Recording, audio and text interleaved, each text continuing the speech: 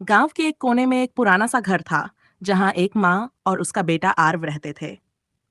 आरव के पिता का देहांत तब हुआ था जब वह सिर्फ 4 साल का था।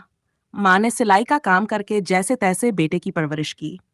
खाने के लिए 2 वक्त की रोटी जुटाना भी मुश्किल था, लेकिन माँ ने कभी हार नहीं मानी। आरव पढ़ाई में तेज था। उसकी माँ का सपना था कि बेटा बड़ा अफसर बने और एक अच्छी जिंदगी जिए।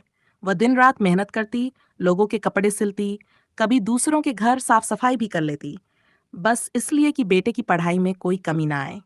समय बीता, आरव अब किशोर हो चुका था। उसके आसपास के दोस्त नए मोबाइल, अच्छे कपड़े और महंगे जूते पहनकर स्कूल आते। आरव को अपने पुराने बस्ते और घिसे हुए जूतों पर शर्म आने लगी। एक दिन उसने माँ से कहा, माँ, मुझे भी स्मार्टफोन चाहिए, मेरे सारे दोस्त के पास है।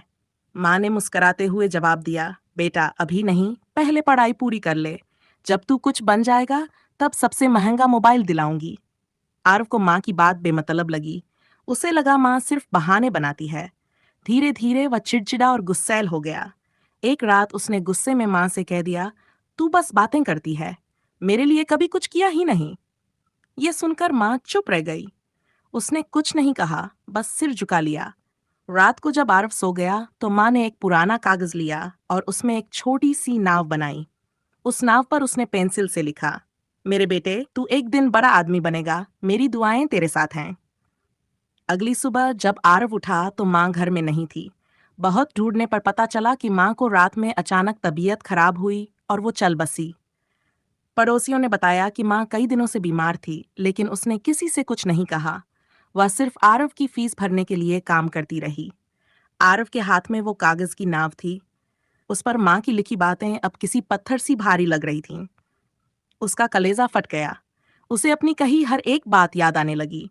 माँ को ना समझने की, उसकी मेहनत की कद्र ना करने की। उस दिन आरव फूट फूट कर रोया। उसे कागज की नाव में माँ का सारा प्यार, त्याग और सपना समाया हुआ था। आरव ने उसी दिन वादा किया कि वह माँ का सपना जरूर पूरा करेगा। समय बीता। आरव ने मेहनत की, पढ़ाई की और आखिरकार वह एक बड़ा अधिकारी बन गया। लेकिन जब भी वह अपनी सफलता को देखता, उसकी आंखों में माँ की सादगी और वो कागज की नाव तैर जाती। नैतिक शिक्षा। माँ बाप के प्यार की कोई कीमत नहीं होती। उनका त्याग अमूल्य होता है, जिसे हमें तब ही समझना चाहिए जब वो जिंदा हो, ना कि उनके जाने के बाद।